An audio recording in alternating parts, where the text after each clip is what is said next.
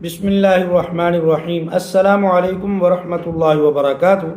ناظرین و سامعین، آج ایک بھائی نے مجھ سے ایسا سوال کیا ہے کہ اس کے بعد میرے ذہن کے اندر بھی بہت سارے سوالات اٹھ رہے ہیں، اور 2-4 امام مسجد صاحبان سے جب میں نے پوچھا تو انہوں نے کہا کہ ہمارے ذہنوں میں بھی یہ سوالات پہلے سے آ چکے ہیں۔ اس نے کیا کہا؟ وہ کہتا ہے کہ 70,000 امام مسجد صاحبان کا اعلان کیا گیا تھا حکومت پنجاب کی طرف سے کہ ان کو اعزازیہ میں شامل کیا جائے گا، اعزازیہ کارڈ دیا جائے گا، لیکن پھر ہوا کیا؟ صرف 30,000 امام مسجد صاحبان کو اعزازیہ کارڈ جاری کیا گیا، باقی جو کچھ بھی تھا وہ سارا کا سارا جو وزیر اور مشیر ہیں وہ کھا گئے اور کرپشن کر دی گئی۔ تو اب اس ویڈیو کے اندر میں اس کی وضاحت کروں گا کہ اعزازیہ کارڈ میں اگر کرپشن کی گئی ہے تو کس طرح سے اعزازیہ کارڈ میں کرپشن ہو سکتی ہے، کیا ممکن ہے یا ممکن نہیں ہے، اور اگر ہوئی ہے تو کس طرح ہوئی ہے، اور اگر کرپشن ہو چکی ہے تو پھر اس کی تحقیقات کیسے ہونی چاہیے۔ تو ناظرین، اس سے پہلے میری گزارش ہے، اگر ابھی تک آپ نے ہمارے اس چینل عینی حقیقت ٹی وی کو سبسکرائب نہیں کیا تو ضرور سبسکرائب کر لیں، گھنٹی کے بٹن کو دبا لیں تاکہ آپ کو اس قسم کی سچی اور اچھی خبریں گھر بیٹھے آسانی کے ساتھ ملتی رہیں۔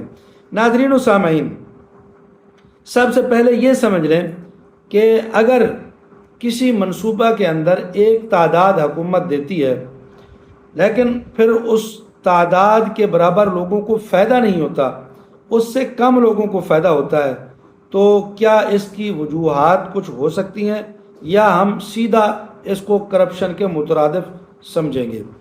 ناظرین، جب کوئی بھی اسکیم چلتی ہے تو بعض درخواستیں ایسی ہوتی ہیں جو نامکمل ہوتی ہیں، اور بعض درخواستوں کے اوپر اعتراضات لگ جاتے ہیں، اور بعض امیدوار جو ہوتے ہیں وہ معیار پر پورا نہیں اترتے، اور کچھ لوگ ویریفیکیشن میں پھنس جاتے ہیں، پکڑے جاتے ہیں، اور ان کی درخواست رک جاتی ہے۔ بجٹ جو ہے وہ مرحلہ وار جاری ہوتا ہے، جس کی وجہ سے ان تمام لوگوں کو جو تعداد دی گئی تھی ان کو شامل نہیں کیا جا سکتا، اور وہ سارے لوگ اس سے فائدہ نہیں اٹھا سکتے۔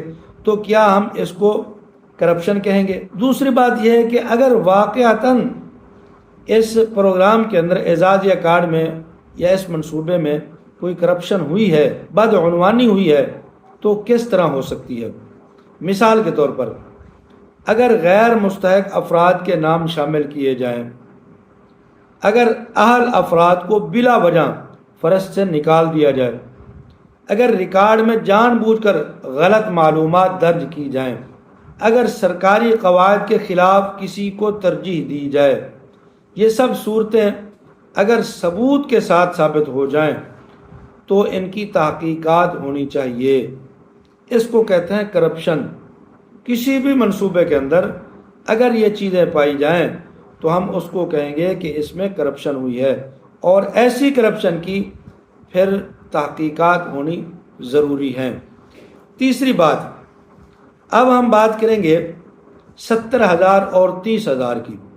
اگر حکومت نے کسی مرحلے میں زیادہ افراد کا ہدف رکھا تھا لیکن پہلے مرحلہ میں کم افراد کو شامل کیا گیا، تو یہ بھی ممکن ہے کہ باقی افراد کو آئندہ جو مراحل ہوں گے اس میں شامل کر لیا جائے۔ اس لیے مکمل سرکاری ریکارڈ دیکھے بغیر حتمی نتیجہ ہم نہیں نکال سکتے، حتمی طور پر یہ نہیں کہہ سکتے کہ اس میں کرپشن ہوئی ہے یا یہ درست ہے، جب تک ہمارے پاس کوئی ثبوت واضح طور پر نہیں آئے گا۔ اگر کسی امام مسجد کو لگتا ہے کہ وہ اہل ہونے کے باوجود محروم ہو گیا ہے، اس کو اعزازیہ کارڈ ملنا چاہیے تھا لیکن ملا نہیں ہے، تو پھر متعلقہ محکمہ اوقاف سے تحریری طور پر اس کو رابطہ کرنا چاہیے، اپنی درخواست اور ریکارڈ محفوظ رکھنے چاہیے۔ اگر شکایت کا نظام موجود ہو تو اس کو ضرور اپنی شکایت اور اپیل درج کروانی چاہیے۔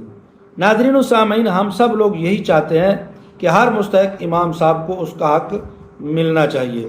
اگر کہیں بے ضابطگی ہوئی ہے تو اس کے شفاف تحقیقات ہونی چاہیے، اگر کسی کو غلط فہمی ہے تو اسے دور ہونا چاہیے۔ ہماری کوشش صرف یہ ہے کہ حقائق عوام تک ضرور پہنچنے چاہیے، نہ کہ بغیر ثبوت کے کسی پر الزام لگایا جائے۔ اگر آپ بھی اس معاملے پر اپنی رائے دینا چاہتے ہیں تو کمنٹ میں آپ ضرور اپنی رائے دیں۔